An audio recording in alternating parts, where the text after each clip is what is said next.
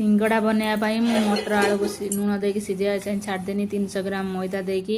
स्वाद अनुसार लुण तेल 4 चमच देकी भल भाव मुझे घसी नेली घसी नेला मम भल भल हम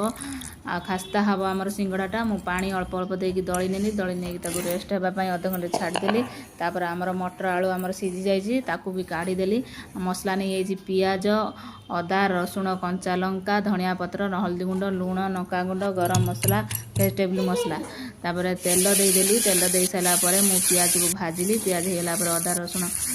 कंचा लंका छेचा को देख भल भाव कषि नेली सब गुंड मसला दे कषि नेली आलू मटर जो सीझे रखी देकी भल भाव कषि नेली कषि दे काटदेली आमर जो दलिकी रखी बेटर ताको पूरी टाइप रे गोल गोल करिकी बेली नेली बेलिला पानी अधारू देकी भल भाव स्टेप मुड़ीदेली सिंगड़ार स्टेप मुड़ी सारा आमर तेल पूरा गरम होता किसी पूरा ठंडा करके उषुम करके मु गोटे गोटे सिंगड़ा छाड़देली सिंगड़ा